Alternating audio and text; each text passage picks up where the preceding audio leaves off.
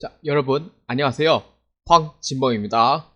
자, 이번 회차는 38회 TAT 1급 실무 문제 풀이 해설을 시작해 보도록 하겠습니다. 원래 당초 2월 15일 시험 치기 전에 이제 작성을 하려고 했으나 독감으로 인해서 그 유튜브 작업이 2주 동안 중단이 됐습니다. 그래서 이 좀 많이 늦었지만 이제 38회분 TAT 1급을 업로드하고 이제 다음에 이제 39회차는 이제 4월 중순까지 모두 4월 중순까지 모두 이제 업로드할 예정에 있습니다.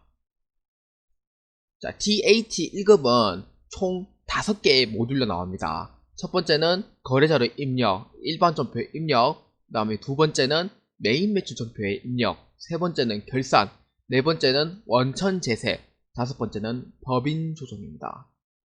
법인 조정은 어렵습니다. 어렵기 때문에 법인 조정을 잘 공략을 해야 되지만 아무리 법인 조정을 잘 공략하더라도 앞에 부분을 이제 못하게 되면은 이제 이 TAT 1급 시험은 합격하기가 매우 어려울 거다라고 생각하시면 됩니다. 자, 요새 TAT 1급 문제도 좀 어렵게 나오고 있습니다. 어렵게 나오고 있지만 그래도 하면은 전부 다 풀 수 있으니까 그거에 대해서는 그렇게 걱정을 안 하셔도 이제 뭐 괜찮고 또 열심히 공부하면은 시험 합격을 충분히 하실 수가 있겠습니다. 그래 믿고 한번 문제풀이 및 해설을 한번 해보도록 하겠습니다. 자, 실무 수행평가입니다.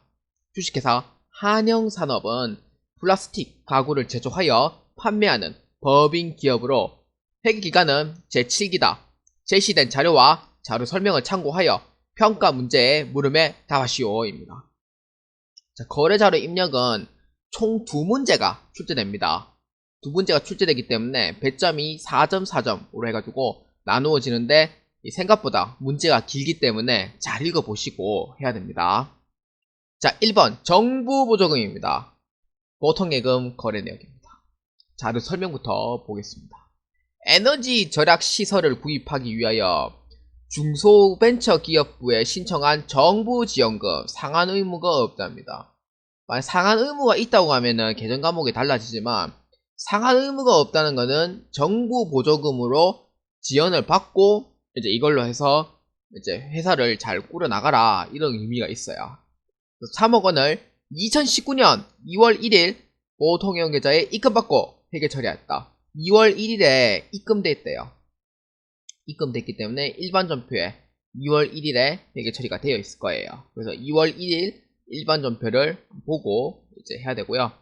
그 다음에 두 번째, 기계장치 투자 일정이 지연됨에 따라 3월 2일 정부 보조금 3억 원을 농협은행 정기예금으로 예치하였다.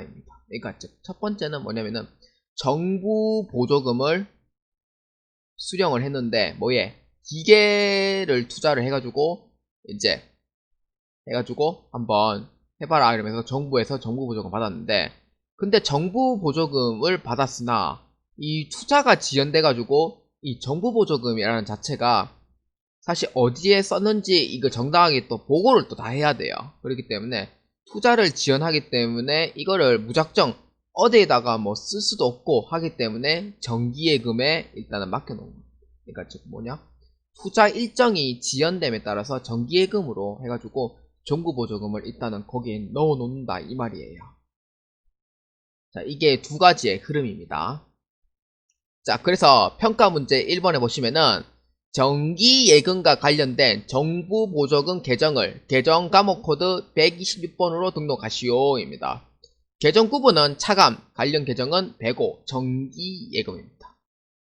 자, 3월 2일 거래 자료를 입력하시오입니다.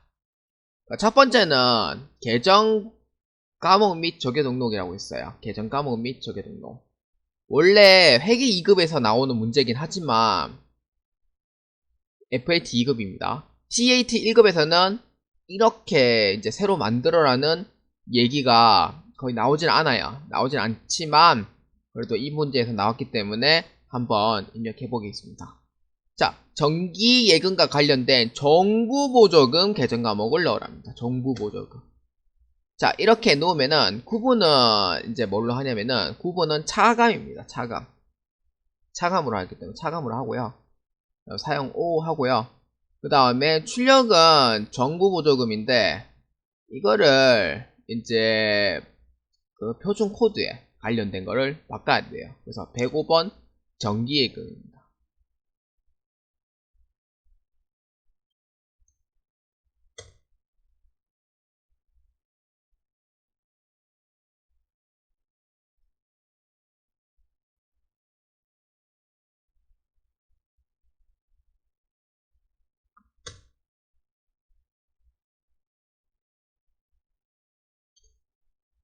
자, 이렇게 해서 정기예금으로 변경하면 됩니다. 그러니까 즉 126번에 관계에 있는데 관계에 이 105번을 해가지고 이렇게 변경해 주시면 됩니다. 자, 그래서 이렇게 해서 이제 변경을 하고 그 다음에 이제 일반 전표를 한번 보겠습니다. 자, 일반 전표는 일단은 2월 1일부터 먼저 봐야 돼요. 자, 2월 1일에 보시면은 계정 과목 104번이 되어 있죠. 104번. 104번에 정부 보조금이 되어 있다는 걸 잘 보셔야 돼요. 그 다음에 여기 대변에 적어 놓겠습니다. 일단은 2월 1일에 대변에 104번 정부 보조금 계정 과목이 있습니다.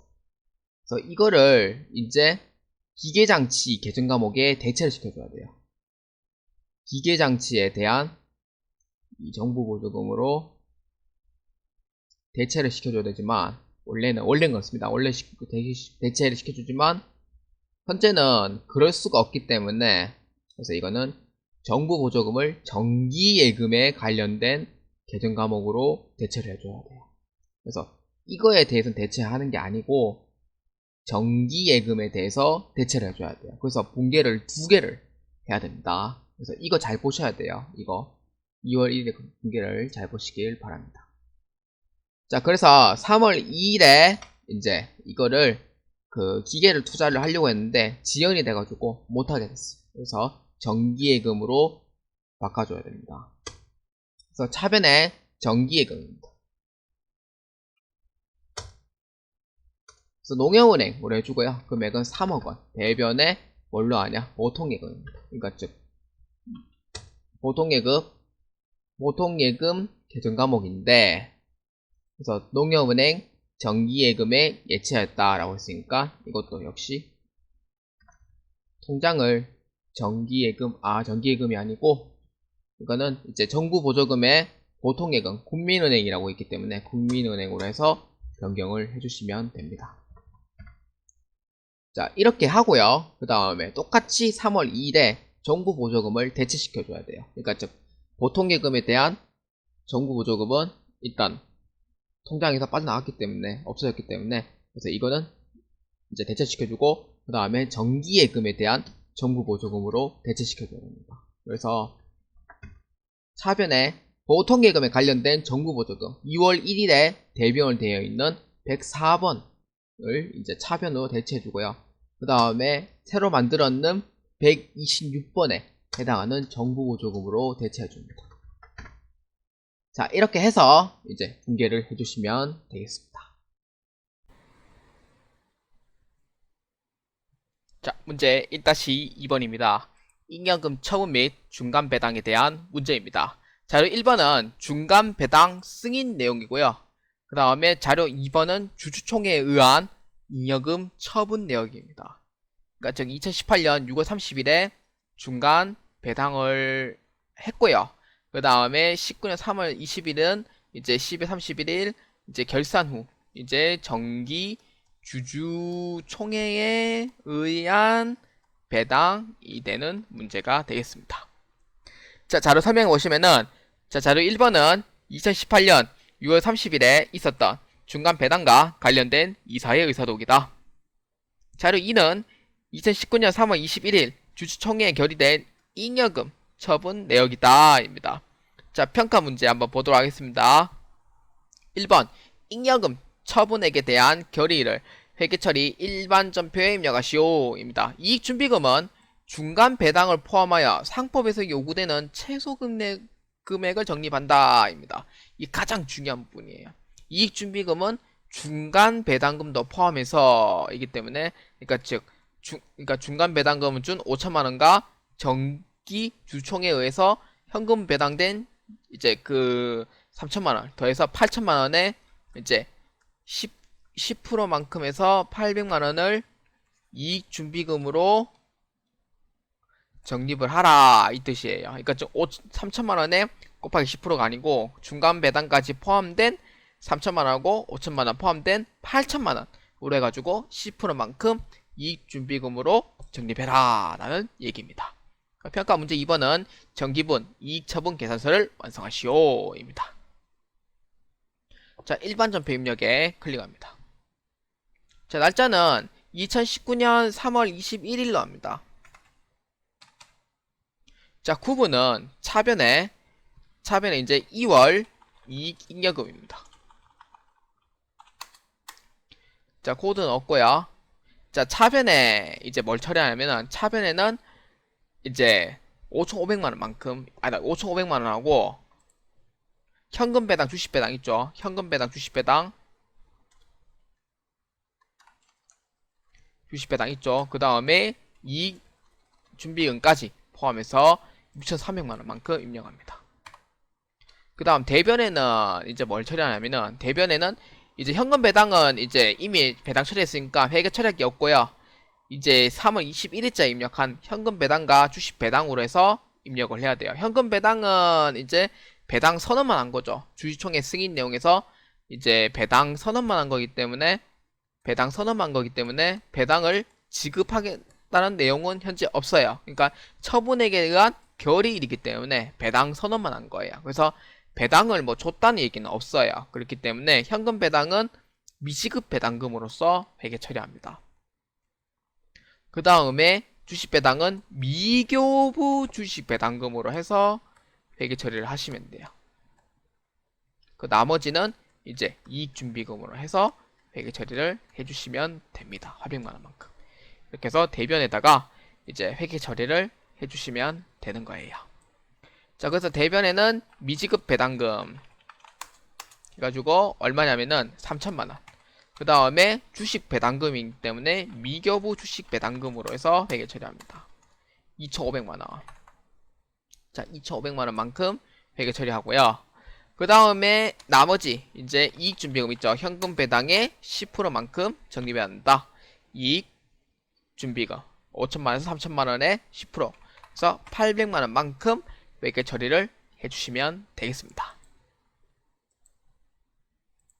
자, 그 다음에 2번 정기분 이익잉여금 처분계산서를 완성하시오 입니다. 이익잉여금 처분계산서 정기분 이익잉여금 처분계산서입니다. 자, 왼쪽에 있죠. 기초정보관리의 정기분 이익잉여금 처분계산서입니다. 자, 결산 시작일 그 다음에 이 양식에 보시면은 결산 기준 시작일, 결산기 종료일이 있죠. 이거는 18년도에 해당하는 부분이고 처음 확정 일자를 2019년 3월 21일로 변경을 해주시면 돼요. 2019년 3월 21일로 해서 변경을 해주시면 됩니다. 자, 그러면은 중간 배당금은 5천만원 입력돼 있고요. 현금 배당금인 이제 현금 배당 3천만원과 미교부 주식 배당금 2,500만원만큼 입력을 해주시면 됩니다. 그리고 하나 빠지면 안 되는 부분 있었죠. 아까 이익준비금 계산했었죠. 이익준비금은 중간 배당엔 5천만원과 그 다음에 이번에 이제 주주총회에 의해서 이제 지급하는 현금 배당 있죠. 현금 배당 3천만원 합쳐서 곱하기 이제 8천만원의 10%만큼 이익준비금으로 적립을 하면 된다라고 했었습니다. 그래서 351번 이익준비금에도 800만원만큼 입력을 해주시면 되겠습니다.